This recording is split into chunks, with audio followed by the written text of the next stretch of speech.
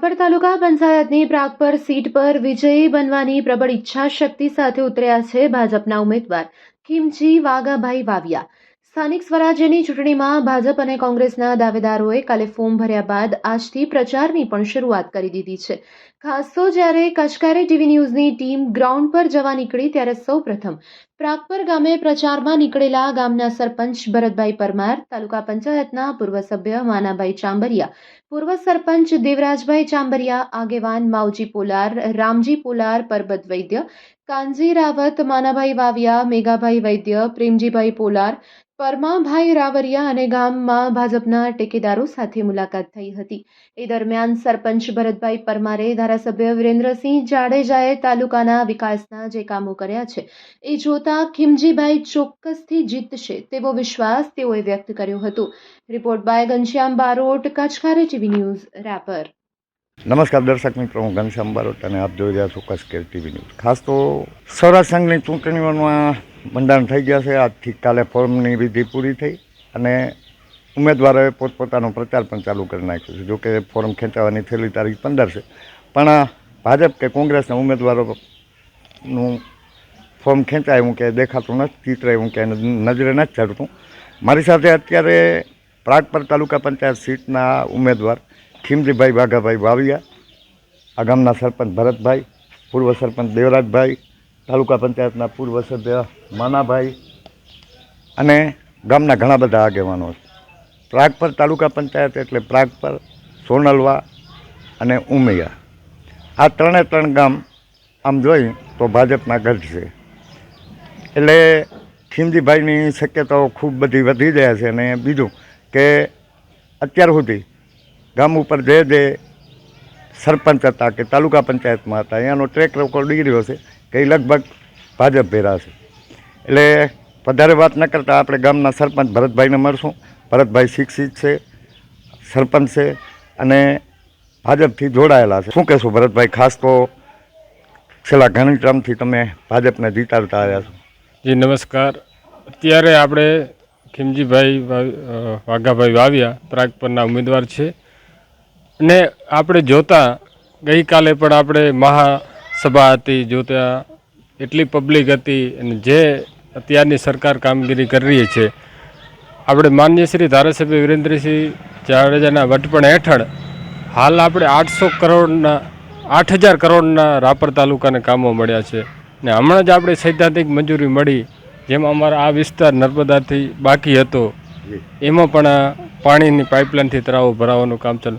આ વિકાસને જોતા આ વિકાસની જે હરણફાળ છે, જે નાની પ્રજા સુધી જે લાભો મળે છે, હમણાં આપણે ચોમાસામાં અતિવૃષ્ટિ જાહેર કરી હતી, દરેક ખેડૂતને 44,000 ખાતામાં મળ્યા। જે આ સરકારનો નિયમ છે ખેડૂતોને પ્રોત્સાહન કરું તો એમની સાથે જ રહેશું અને વિકાસની સાથે ચાલવામાં મારું મંતવ્ય છે।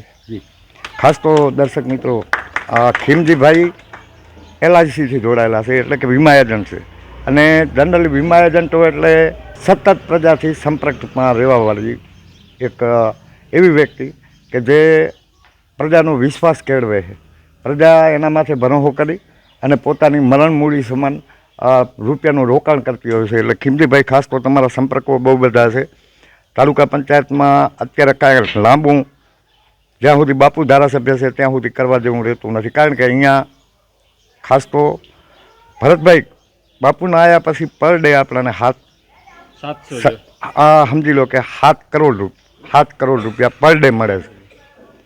7 કરોડ રૂપિયા એટલે પહેલાં એવા ધારાસભ્ય હશે કે આવડી મોટી ગ્રાન્ટો આવતી હોય તાલુકાના વિકાસમાં। જે 42 ગામ કમાન્ડ એરિયા બારે હતા એમાં તમારું ગામ પણ આવી જતું હતું, એના નર્મદાના નીર પહોંચ્યા છે। ખાસ તો દેવરાજભાઈ, મને ખબર છે તમે નથી બોલતા, પણ બાપુના જે કામો છે અને હાલે જે તાલુકા પંચાયત અત્યાર સુધી તમે મોટા ભાઈ હતા, હવે ખીમજીભાઈ હશે, શું કહેશો? બરાબર છે, બાપુની કામગીરી બધા ભાજપ પક્ષ અત્યારે વિકાસની રીતે ખૂબ જ સારું છે અને અમને ખૂબ લાભ મળ્યો આપણે બધી પ્રજાને।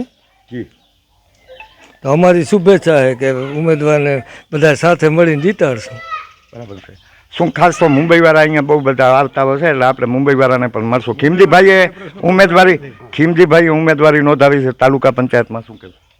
બહુ સરસ, આનંદ થયો અમે તો સમાચાર મળ્યા ભેગી અહીંયા આવ્યા દોડીને. એટલે મુંબઈવાળાની એક ખાસ ખૂબી રહી છે કે પોતાનો ઉમેદવાર જ્યારે ઊભો હોય ત્યારે મુંબઈથી અહીંયા ગાડીઓ ભરાઈને આવે છે અને જે ગાડીઓ ભરાઈને આવે છે એ 99.99% લગભગ ભાજપવાળાની જ હોય છે. શું કહેશો બાપા? હા, ભાજપ વાળાને જ આવે. એ ભાજપ વાળા વધારે પડતા. ખીમજીભાઈ, આજે મને આ ગામ ચાક છે અને મારે કામ કરવાની ફરજ બને છે, બરાબર, એટલી મહેરબાની. ભરતભાઈ, તમારા ઉમેદવારો જનરલી પાટીદાર સમાજમાંથી જ આવતા હોય છે, ઉમિયા હોય કે પ્રાગપર હોય? જી, આપણે બારોટજી, આપણે પ્રાગપર ઉમિયા બે ગામ એવા છે જે પટેલોનું પ્રભુત્વ વધારે છે ને સામાન્ય સીટ છે તો આપણે એમને જ મહત્ત્વ આપવું જોઈએ અને એક્ટિવ છે ને તાલુકા લેવલે પણ સારી સાપ છે અને પક્ષ સાથે જોડાયેલા છે. જે આ વિકાસનો હરણફાળ છે એને થોડો આપણે વેગ અપાવશું વધારે. જી, તો વિકાસની હરણફાળને વેગ આપવા માટે ખીમજીભાઈ તત્પર છે અને ખાસ તો તાલુકા પંચાયતમાં મેં વાત કરી એમ ઉમિયા, સોનલવા અને પ્રાગપર આ બધા મહાદંશે પાટીદારોના પ્રભુત્વવાળા બધા ગામો છે અને પાટીદારોથી લગભગ તમામ સમાજ સંકળાયેલો છે, કારણ કે ક્યાંક ને ક્યાંક ખેતીવાડી એટલે મજૂર વર્ગ પણ પાટીદારોથી સંકળાયેલો રહે છે. જી, એટલે આશા રાખીએ આપણે કે અત્યારે જે અહીંયા તમને દેખાય છે હજી કાર્યાલયનું ઉદ્ઘાટન નથી થયું, કાર્યાલય ખોલવામાં નથી આવ્યું, તે છતાં પણ જે અહીંયા લોકોની હાજરી છે એ ક્યાંક ને ક્યાંક ખીમજીભાઈને વિજય તરફ લઈ જશે એવું આપણે ચોક્કસ કહી શકીએ. Ghanshyam Barot, Kutch care TV news, Pragpar, Kutch.